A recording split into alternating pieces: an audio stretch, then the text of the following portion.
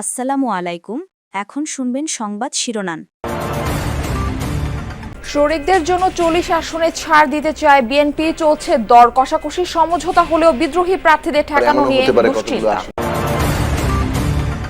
বহিরাগত ভবঘুরে উচ্ছেদের নামে ঢাকা বিশ্ববিদ্যালয় অমানবিক আচরণের অভিযোগ, নিরাপদ ক্যাম্পাস তৈরিতে বাধা দেওয়ার পাল্টা অভিযোগ ডাকসু নেতাদের।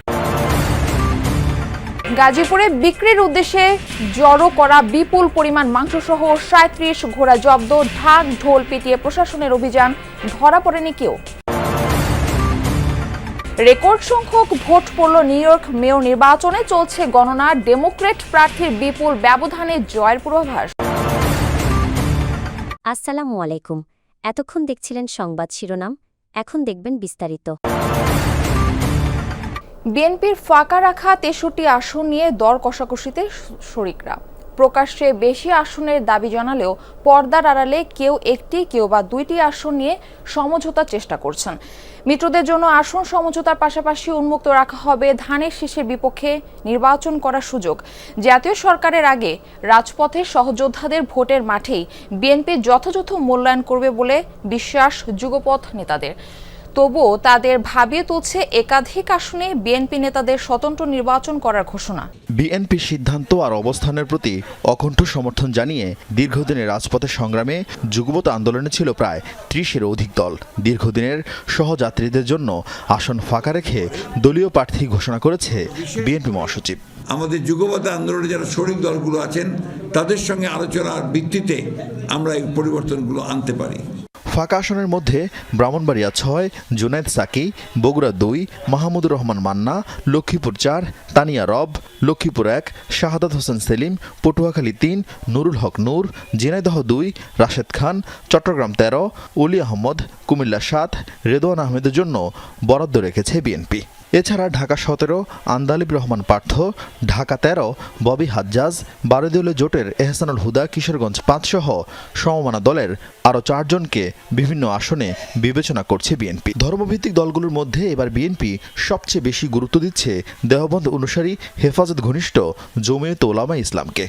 জোট সঙ্গীদের জন্য প্রত্যাহার হতে পারে মুন্সিগঞ্জ 1, কুষ্টিয়া 2 ও ঢাকা 12 আসন থেকে বিএনপির দলীয় মনোনয়ন। এছাড়া এনসিপির সাথে সমঝোতা হলে 5টি আসন ছাড়তে পারে বিএনপি।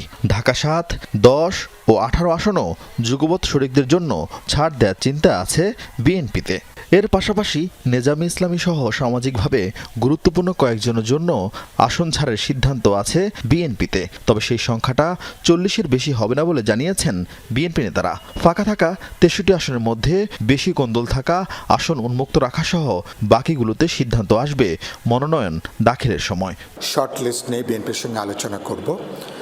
মঞ্চের শীর্ষ নেতা তো বটেই, এর বাইরেও তো মঞ্চের গুরুত্বপূর্ণ নেতৃবৃন্দ আছেন, সংগঠক আছেন, যারা আগে নির্বাচন করেছেন। যখন শরিক দিনে চলতে হবে তখন আপনি বড় অংশীজন হিসাবে বড় স্যাক্রিফাইসটা তো অবশ্যই বিএনপিকে করতে হবে। আর এমনও হতে পারে কতগুলো আসনে ওপেন থাকবে যেখানে উভয় দলেরই প্রার্থীরা নির্বাচন করতে পারবেন। তো সেইভাবে আমরা পদ্ধতিগতভাবে বিষয়টিকে এগিয়ে নিয়ে যাওয়ার চিন্তা করছি। ঢাকা বিশ্ববিদ্যালয়ে বহিরাগত ভবঘুরে আর অবৈধ দোকান উচ্ছেদ অভিযান নিয়ে চলছে বিভিন্ন পক্ষের বাক্যযুদ্ধ।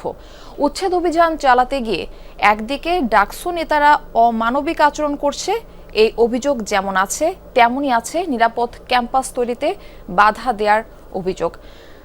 তবে উচ্ছেদের শিকার হওয়াদের প্রতি আরও মানবিক হওয়ার জোর দিচ্ছেন অন্যান্য ছাত্র নেতারা।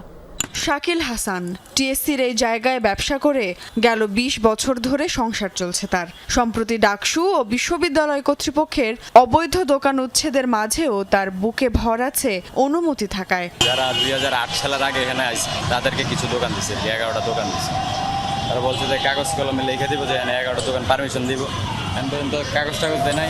ক্যাম্পাস থেকে ভবঘুরে অবৈধ দোকান উচ্ছেদের পর এখনও বিচ্ছিন্নভাবে বেশ কিছু ভ্রাম্যমাণ দোকান রয়েছে ক্যাম্পাস জুড়ে। পেট চালানোর দায়ে উচ্ছেদ অভিযানের ভোগান্তি নিয়ে কথা বলতে রাজি নয় তাদের কেউই। নির্বাচনের 2 মাসের মাথায় বিশ্ববিদ্যালয় প্রশাসনের সমন্বয়ে উচ্ছেদ অভিযান শুরু করে ডাকসু নেতারা।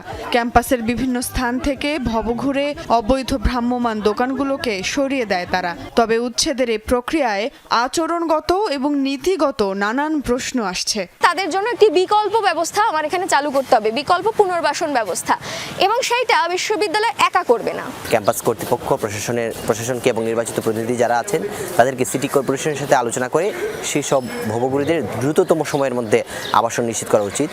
ডাকসু নেতাদের দাবি পুনর্বাসনের প্রস্তাব দেয়া হলেও মানতে নারাজ আস্তানা গেড়ে বসা এসব ভবঘুরেরা। আমরা অভিযান পরিচালনা করার আগে আমরা মিনিস্ট্রিগুলোর সাথে বসছি, বিভিন্ন এনজিওর সাথে বসছি, আমরা বসে তারপর অভিযানে গিয়েছি। এমনও হয়েছে আমরা কাউকে কাউকে অ্যাপ্রোচ করেছে যে আপনাদেরকে আমরা সমাজ কল্যাণ মন্ত্রণালয়ের আন্ডারে বা অন্য কোনো মিনিস্ট্রির আন্ডারে বা এনজিও আন্ডারে যে পুনর্বাসন প্রকল্প সেখানে পাঠাবো, আপনারা যাবেন কিনা।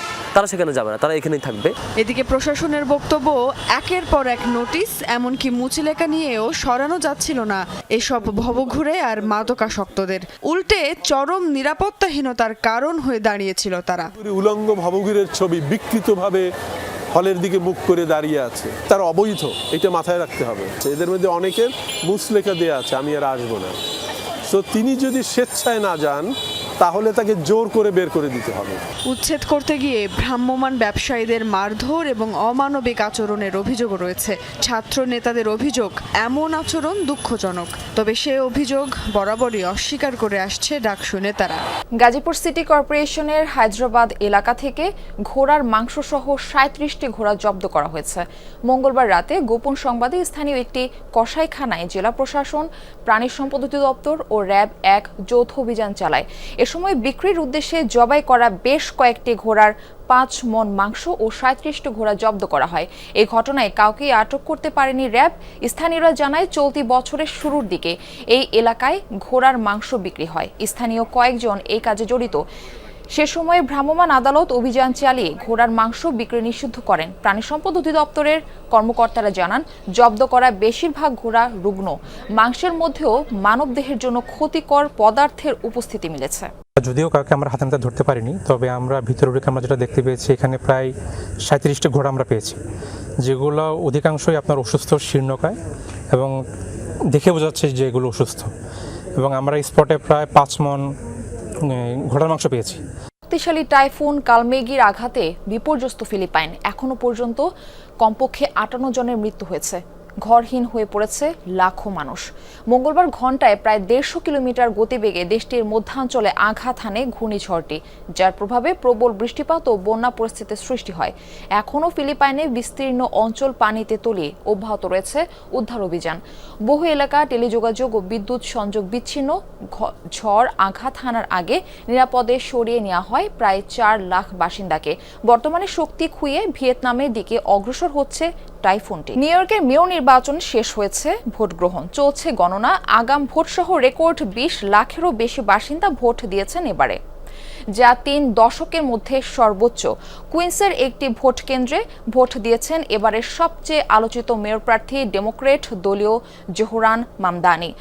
ম্যানহাটনে ভোটাধিকার প্রয়োগ করেছেন নিকটতম প্রতিদ্বন্দ্বী ও স্বতন্ত্র প্রার্থী অ্যান্ড্রু কুমো। মঙ্গলবার স্থানীয় সময় সকাল 6টায় শুরু হয় ভোটাভুটি। সবশেষ জরিপের তথ্য অনুযায়ী প্রধান প্রতিদ্বন্দ্বী অ্যান্ড্রু কুমোর চেয়ে 17 পয়েন্টের বেশি ব্যবধানে এগিয়েছিলেন জোহরান মামদানি। ধারণা করা হচ্ছে বিশ্ব রাজধানী খ্যাত শহরটি এবারের মেয়র নির্বাচনের ফলাফলে ব্যাপক প্রভাব রাখবে আগাম ভোট।